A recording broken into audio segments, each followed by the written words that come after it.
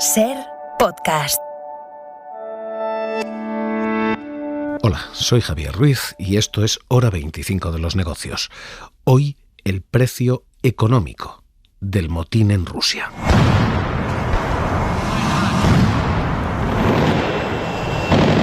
Este ha sido el sonido de los enfrentamientos que casi han derivado en un choque civil en Rusia. El grupo Wagner avanza hacia Moscú.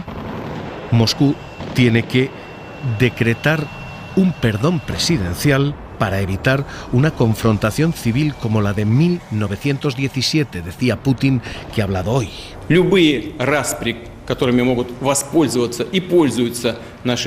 Diciendo que cualquier conflicto que nutre a los enemigos externos es una derrota para Rusia. Tras 11 rondas de sanciones, se ha hecho daño al régimen y a Rusia. Y aunque el daño no es definitivo, el daño sí parece efectivo. Por primera vez, las sanciones económicas parecen estar funcionando en el ahogamiento a Rusia. Hay evidentemente un impacto del frente militar. Se está armando y nutriendo a Ucrania. Pero hay un impacto considerable de este frente económico, admite el propio Josep Borrell. Que dice que se está resquebrajando el poder ruso y afectando a su sistema político.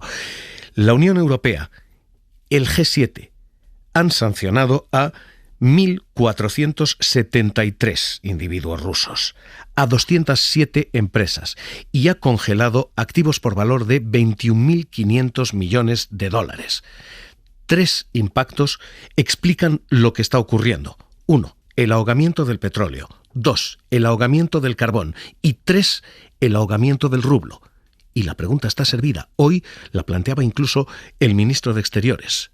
Las sanciones económicas pueden estar funcionando. Lo que desde luego han demostrado los acontecimientos de este fin de semana es que hay divisiones profundas dentro de Rusia.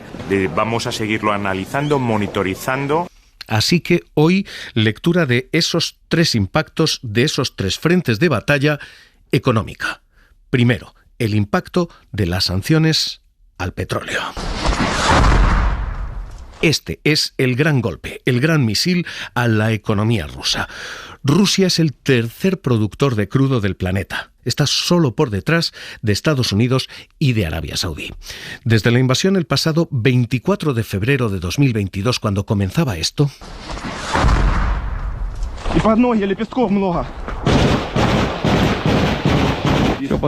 se decretaron las primeras sanciones. Lo hizo en primer lugar, febrero de 2022, Joe Biden, Estados Unidos.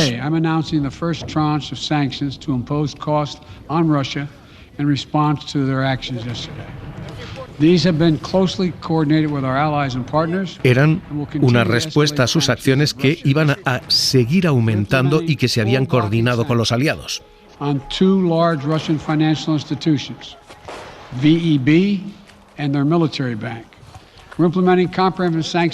La primera sanción era económica para evitar el tráfico de petróleo y se golpeaba a la banca y se golpeaba a la industria del crudo. ¿Cuál ha sido el impacto de todo eso? El impacto ha sido el de unas exportaciones de petróleo que no han menguado, al contrario, han subido, pero que incluso aunque sea vender más, está resultando en vender más barato. Lo que está ocurriendo es que Rusia, que antes vendía el 60% de su petróleo a Europa y a la OCDE, y el 20% restante más o menos a China, hoy vende el 80% de su crudo a China y otro 20% a Europa. Básicamente lo que está ocurriendo es que Rusia vende más, pero lo vende a peores clientes y lo vende más barato, en concreto un 27% más barato, porque se han impuesto topes a ese precio. Así que la parte de las sanciones que ha fracasado es la de estrangular la venta de crudo. se está vendiendo crudo y se está vendiendo más. En concreto, 8,3 millones de barriles al mes frente a los 7,7 antes del conflicto. Es casi un 8% más. Pero la parte que ha funcionado es que se ha conseguido contener el precio. Los clientes de Rusia son clientes de menos calidad, menos fiables y de menos precio. Esos clientes son fundamentalmente dos: India y China. India ha aumentado un 41% el consumo de petróleo ruso. China lo ha aumentado en torno a un 20%. Y junto a ellos, nombres como Turquía. Turquía, que importaba 200.000 barriles al día, ha pasado a importar 300.000. Víctor Orbán decía, y se paga en rublos, y se pagará como haya que pagarlo. Y hay un factor inesperado. Algunos países de Europa también están comprando más petróleo ruso pese a las prohibiciones. Italia ha aumentado su consumo de petróleo ruso un 150%, lo ha más que duplicado. Eso ha hecho escala en algunos puertos y está en cuestión si España ha servido como uno de esos puntos para abastecer a Italia. Así que el petróleo ha funcionado en parte, se vende más barato, y ha fracasado en parte, se vende más, y hoy ese petróleo es lo que todos mirábamos para evaluar si la rebelión y el motín dentro de Rusia ha de ser considerada un éxito o no. Hoy, María Benítez, ¿qué tal? Muy buenas noches. ¿Qué tal? Buenas noches, Los Javier. mercados parecen leer que no, ese motín ha fracasado, que el mercado del crudo está de momento más o menos estable y los precios se han mantenido más o menos estables. Así es, el crudo ha llegado a subir hoy como consecuencia de estas tensiones casi 1,5%, alcanzando los $75 el barril, pero eso sí, una subida que no rompe la tendencia descendente del petróleo de los últimos meses, porque si miramos hace un año no tiene nada que ver. De hecho, hace exactamente un año, en junio de 2022, el petróleo Brent llegó a valer algo más de $120 el barril y desde ese máximo el precio del crudo ha ido cayendo, aunque sin llegar a ser bajo, y en total a día de hoy ha caído unos $48, casi la mitad del máximo. Ahora mismo esta es la primera conclusión. Las sanciones han funcionado en parte en el tema del petróleo y han fracasado en parte en tema del petróleo. Pero importante lo primero, han funcionado en parte. Y es importante porque el petróleo era la principal fuente de ingresos de esta guerra. Segundo frente. El segundo frente es el carbón. Y ahí el bombardeo de sanciones ha sido constante hasta el punto de que aquí no hay ninguna duda, esto sí ha funcionado. Las ventas de carbón de Rusia han caído a la mitad, anunciaba von der Leyen.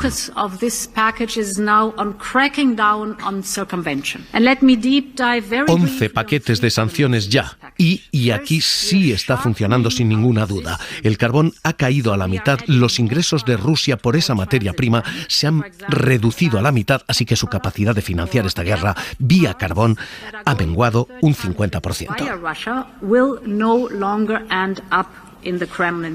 Hay un tercer frente, hay una tercera batalla y una tercera ofensiva en esta guerra económica. Visto el petróleo, visto el carbón, el rublo. Y el rublo ha sido el gran eje de ataque del mercado financiero.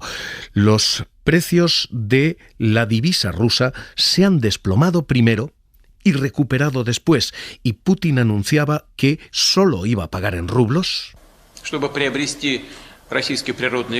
y que solo iba a cobrar en rublos, que sus ventas para inflar el valor de su divisa solo se iban a hacer en rublos, no se aceptaban dólares.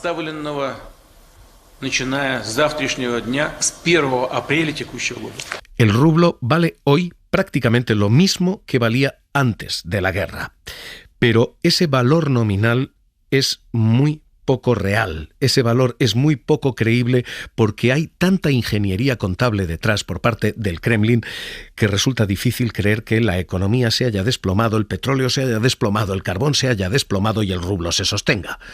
El rublo se sostiene porque a las empresas se les impide vender rublos. Los bancos centrales bloquean las ventas durante 6 meses. Los ciudadanos en Rusia viven un corralito. Se limita la capacidad que pueden sacar del banco y que pueden vender. Y los compradores de crudo están forzados a pagar en rublos. Muchos de ellos están obedeciendo. Así que ahora mismo lo que tenemos es un cierto valor inflado, artificial, aunque el Kremlin sigue diciendo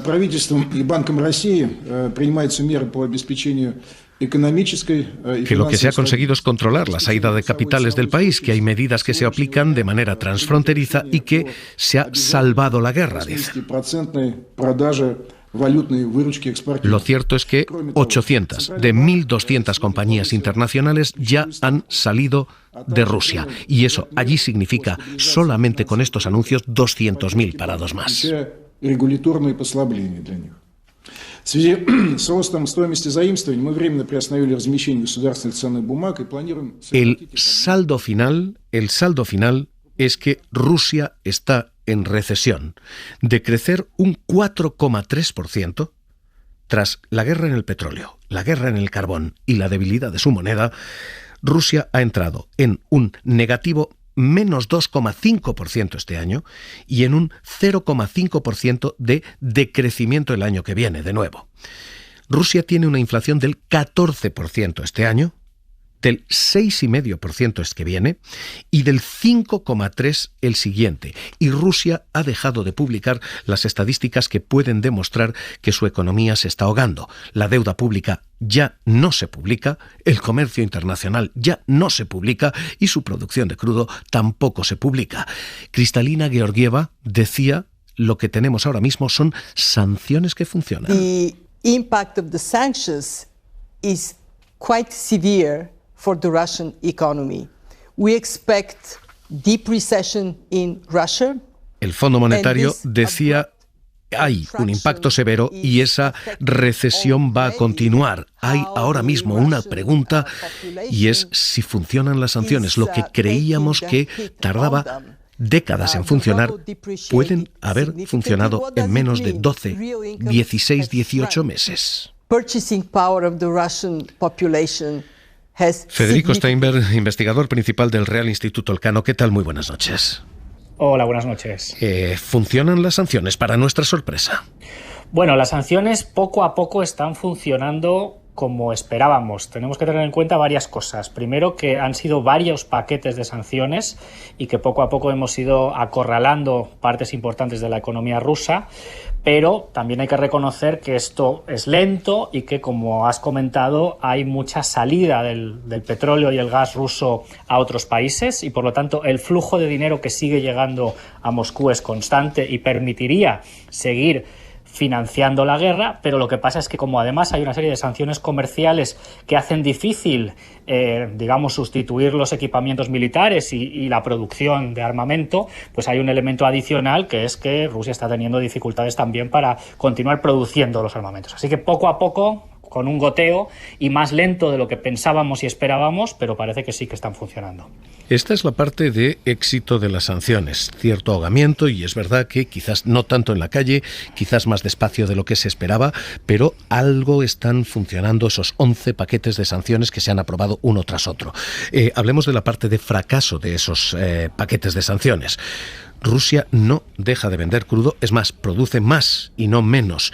¿Estamos fracasando ahí o esto es, como decía usted, intencionado? ¿Se pretende que no se estrangule el precio del gas y del petróleo? Bueno, aquí hay dos temas separados. Por un lado, el propio Estados Unidos, que negoció con la Unión Europea el precio tope de $80. El objetivo era no sacar del mercado toda la producción rusa, porque eso hubiera elevado mucho el precio, pero al mismo tiempo reducir un poco los ingresos que podía obtener. Pero el problema más gordo tiene que ver con lo que llamamos los países del sur global, es decir, los países que no están alineados con Occidente y no están alineados con Rusia, los India, Indonesia, Sudáfrica, etcétera, etcétera, que son países que no están haciendo caso de las sanciones, no las están cumpliendo.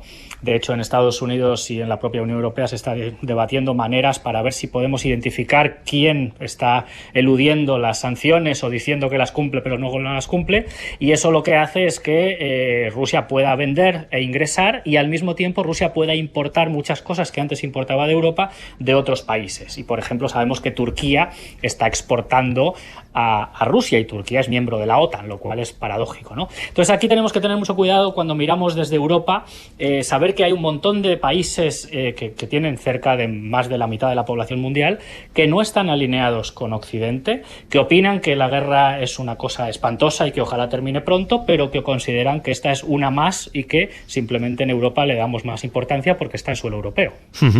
El gobierno va a aprobar mañana parte del escudo social. Y ese escudo que inicialmente se diseñó y que el presidente Pedro Sánchez anunciaba así. Pero el plan de respuesta que aprobará mañana el Consejo de Ministros y que va a durar hasta el próximo 30 de junio tendrá un coste aproximado de 6.000 millones de euros en ayudas directas y rebajas de impuestos, además de 10.000 millones de euros en créditos ICO para amortiguar el impacto de la crisis sobre las familias, las empresas de nuestro país. En primer lugar, en esta semana, este 30 de junio, expira, así que mañana, 27 de junio, el Gobierno lo va a renovar y lo va a ampliar.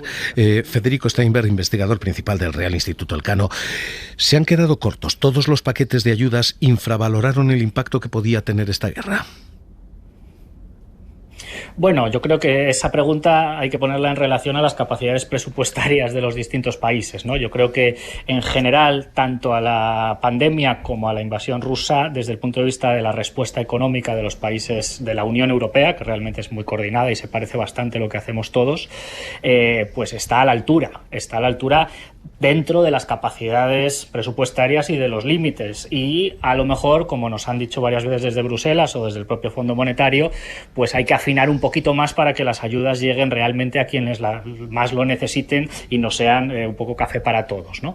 Pero yo creo que se ha hecho lo que se tenía que hacer y, como has mencionado, de hecho, no hemos tenido cortes de gas, no hemos tenido una desaceleración económica en España para nada, y en Alemania ha sido mucho menor de lo que se esperaba, y yo creo que eso ha sido un éxito. Y la diversificación, la desconexión energética con Rusia la ha hecho Europa Central, sobre todo, de una manera mucho menos traumática de lo esperado. Así que ahora hay que seguir apoyando porque se trata de una situación que todavía no sabemos cómo va a ir. Ahí permíteme decir que si realmente hay un golpe exitoso, hay inestabilidad política en Rusia, hay una caída de Putin, esto no sabemos si va a ocurrir o no, pero en ese caso hay que prepararse para que el precio del crudo se dispare, porque ahí sí que seguramente va a haber preguntas sobre si se va a mantener la producción o estamos en una situación de caos mayor.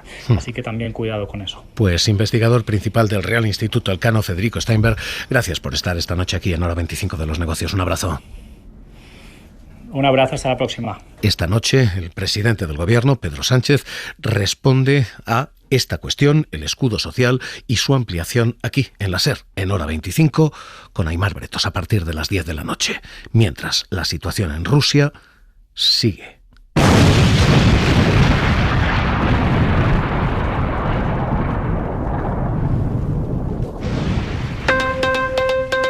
Hora 25 de los negocios. Cadena SER. En los mercados hoy, una sorprendente tranquilidad. Tras el motín en Rusia, el dinero parece entender que Putin sigue controlando la situación, sigue controlando el grifo del petróleo y que, por tanto, Rusia sigue en la ruta en la que estaba, al menos de momento. Hoy, ninguno de los grandes mercados tiembla, tan solo China ha caído un 1,3%, pero los mercados abiertos hasta ahora, Wall Street, están prácticamente planos, cayendo ligeramente el Nasdaq y muy suavemente el Standard & Poor's. Y aquí en casa, María Benítez, ¿qué han hecho nuestras bolsas? Pues el IBEX cierra también prácticamente en plano y sin recuperar los 9.300 puntos, al igual que el mercado europeo, que ha cerrado en tono mixto, pero con movimientos poco abultados. Dentro del selectivo español destaca la subida de Acciona Energía de casi un 3% y también importante hoy la banca, que el sector en algunos momentos de la sesión ha lastrado al IBEX, pero ha cerrado casi en pleno de positivos. Los que más, Sabadell y BBVA, que suben un 1,5%. Joaquín Robles, XTV, ¿qué tal? Muy buenas noches. ¿Qué tal? Muy buenas noches, Javier. Los mercados entienden que nada cambia, intento de golpe de Estado, motín, pero la situación más o menos igual. Sí, de momento sí. Es que al final se resolvió prácticamente en 24 horas. Es verdad que hemos visto hoy tímidas subidas, tanto en el trigo como en el gas natural, pero no ha tenido implicación a los mercados de renta variable. Yo creo que al final, como comentábamos, ¿no?, la guerra sigue ahí, de momento en un segundo plano, pero que puede volver a generar volatilidad en cualquier momento. La traducción, si esto sigue rodando, si la bola de nieve no se para aquí, es que es preocuparnos de nuevo por crudo, preocuparnos de nuevo por alimentación, preocuparnos de nuevo por inestabilidad, volatilidad en la bolsa. Bueno, en el caso de que hubiera una escalada de tensiones, pero parece que no va a ser así por el momento. Nosotros pensamos que este conflicto bélico todavía se va a extender en el tiempo, que el mercado va a seguir mirando a otros factores como es la inflación, las subidas de tipos y las perspectivas de una desaceleración económica. Uh-huh. Y con ese panorama en mente, ¿qué hacer? ¿Dónde estar? ¿Qué esperamos? Bueno, nosotros lo que esperamos es que en este segundo tramo de año quizás se pueda disparar la volatilidad, ¿no? Hasta ahora yo creo que ha habido mucha complacencia, se ha estado hablando de cuándo se va a finalizar esa subida de tipos, el mercado laboral ha ayudado, ¿no?, a que la recesión o la desaceleración hasta ahora sea controlada, se sigue confiando en una recesión suave y breve, pero bueno, ahora vamos a empezar a ver ese impacto de las rápidas y contundentes subidas de tipos, va a caer el consumo, va a caer la inversión y vamos a ver hasta qué punto.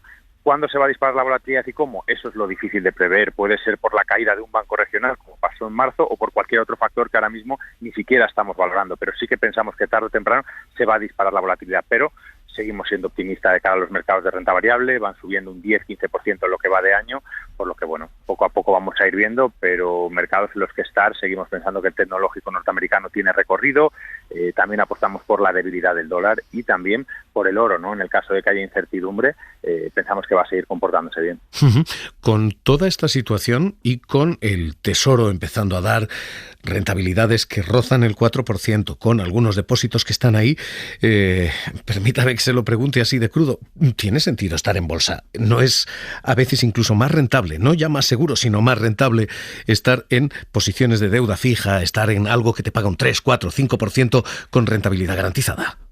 Bueno, dependiendo un poco de la filosofía de la inversión, al final si operas en un par de empresas puede que estés asumiendo un mayor riesgo, pero si te vas al final a índices como MSCI World, como SP500, que tienen rentabilidades históricas del 6-7%, tradicionalmente está más que comprobado que tratar de especular con entrar y salir del mercado, al final te estás perdiendo, ¿no?, esa rentabilidad histórica que te está ofreciendo. Así que si tienes una orientación medio-largo plazista, está bien tener una parte en bolsa. Si lo que quieres es mayor tranquilidad porque es un dinero que vas a usar en el corto plazo o no quieres ningún tipo de riesgo, de verdad especulas con que puede haber caídas, ahora mismo la renta fija está ofreciendo rentabilidades muy, muy atractivas.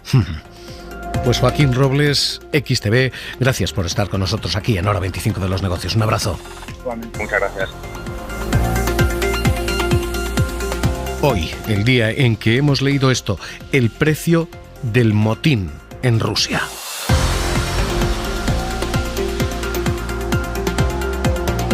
Suscríbete a Hora 25 de los Negocios. Todos los episodios y contenidos adicionales en la app de Cadena SER y en nuestros canales de Apple Podcast, Spotify, iVoox, Google Podcast y YouTube.